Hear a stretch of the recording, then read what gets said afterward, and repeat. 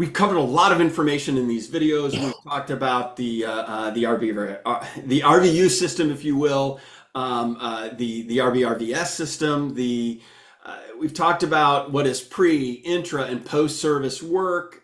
We've talked about all the different components. We've talked about how payers really, even in their own policies, say that examinations on the same date as adjustment are acceptable under certain circumstances. We've talked about all these things, but the problem that we continue to have is when these claims are submitted, it seems like they're pretty much almost automatically rejected, even when all of the coding rules seem to be followed. So, Dr. Gwilliam, talk to us a little about these NCCI edits and the 25 modifier, and what is the purpose of all of that? How does all that work? So again, we're going to turn to Medicare, which is our standard, right? Because most payers rely upon this database that they created called the National Correct Coding Initiative. And it is a way to apply payment policies to submitted claims to determine if certain services are included in one another. So they basically got this huge database, this list of here's every CPT code, and here's all the codes that could go with it. And then they identify whether or not that one's bundled in or not. And if possibly you could override the edit with a modifier. So without getting too much into the weeds, if there is a code, let's say it's 99 or 98941, and then they say, here's a bunch of codes that might be included in there. And one of them is 99212, which is our E&M service. They put a little superscript of 1 on it, which tells us it is bundled in. They say it is. But to show that this is a special circumstance and it's something outside of it, we attach a modifier when we submit it on a claim. And that is our friend, the 25. They say that you can show that it is not bundled in today because I understand what makes it bundled, and I've clearly documented and done the service totally separate. So I'm add the 25 to communicate that on that claim form. And that's what the NCCI edit allows us to do. It tells us that 25 modifier is appropriate. The challenge becomes, even when you use the 25 modifier appropriately, sometimes payers still deny. And that's no fun. So we have to then go a step beyond and go, okay, if they deny incorrectly when I've used the 25 modifier appropriately, we have to know how to defend and appeal that, which the toolkit that we've created gives you all that ammunition.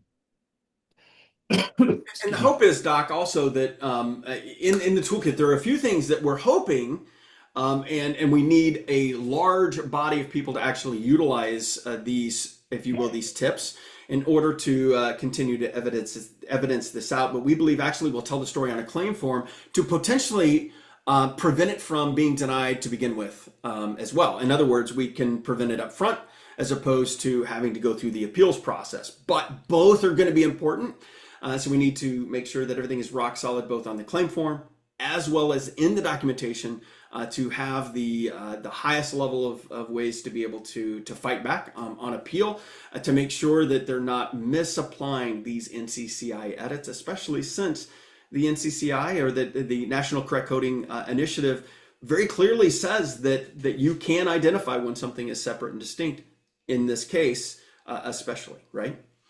Yeah, the challenge we run into is take 100 DCs who are doing a re-exam, and 2 out of 100 maybe throw the 25 modifier on there and they don't do a re-exam at all, and they don't even document it, they don't support it. And so the payer sees that and goes, well, all of them must be bad, so we're going to deny everything, and we're going to create all these hoops to jump through. And it's really unfair to the vast majority of you who are doing it right, doing it legitimately. But I want to make it really clear. You got to know when and why you're using the 2.5 and make it super crystal clear so that we remove all need for debate. The 2.5 modifier says that the E&M is significant and separately identifiable from the CMT. And again, our toolkit is, how do you tell that story? Don't be the 2 that do a lousy job. Do a great job and make it really clear. We've tried to make it as systematic as we can to make it easy for you to know confidently that you're using the 2.5 modifier in a way that's indisputable. Yeah, exactly. And this stems back to one of our earlier videos, one of the first ones in this series too, where we actually, and you hear me rant about this, and Dr. Evan, I'm sure, will sit here and laugh a little bit because I do this all the time. I get really upset because they're saying that these are bundled, right? But yet at the same time, the payment portion and the RVUs that are associated with the exams and the adjustment just are so vastly different. In fact, I think one is the exam is 42% higher, I think is the exact figure or something like that. So it's about 42% higher than what the adjustment is. And so it doesn't make any sense. And so we've got to find a way to appropriately document and claim and code the claim form to be able to get paid for what you do. You provide a good and valuable service, you deserve to be paid for it. All right. Definitely. We'll catch you next week, and maybe we'll touch on some of these tips that we cover in, or that Dr. Evan covers in the toolkit. Catch you next week.